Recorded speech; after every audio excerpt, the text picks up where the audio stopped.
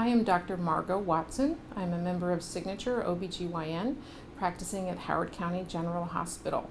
We're a member of the Johns Hopkins family of physicians. So fibroids are an overgrowth of the smooth muscle of the uterus. They're very common. About 50 to 80% of women have fibroids. You can have one, you can have 50. They can be pea-sized, they can be basketball-sized. We have no idea why they happen. There's unfortunately no way to prevent them from happening.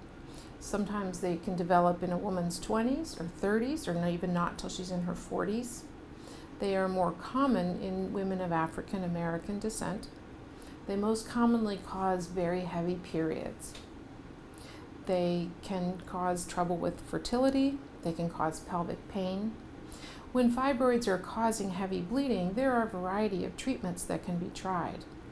Birth control pills, the hormonal IUD, or an endometrial ablation, which is a procedure to burn the inside lining of the uterus, can be done to treat bleeding.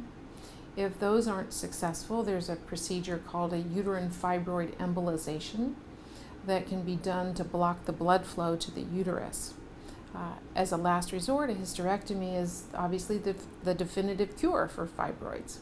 It's extremely rare for fibroids to be cancerous, but we cannot know if they're cancerous unless they're removed. So if a woman has troublesome fibroids and she's planning on having children or more children, then surgery to remove just the fibroids and leave the uterus intact is the only acceptable option. That is a significant surgery, and women have to weigh the risks and benefits very carefully with it. Fibroids can make a hysterectomy more difficult. When they aren't too big, then the hysterectomy can be done laparoscopically, so with small incisions. If women put off a hysterectomy for too long, unfortunately sometimes the fibroids can grow very large. If they are very large, then women generally do need to have a larger incision, and that just is a more difficult recovery.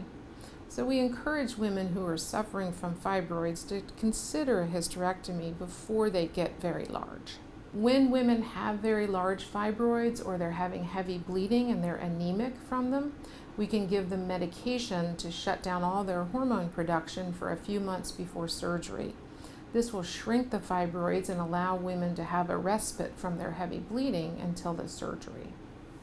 So fibroids tend to grow until a woman gets to menopause. After menopause, fortunately, they get a little bit smaller and bleeding then stops.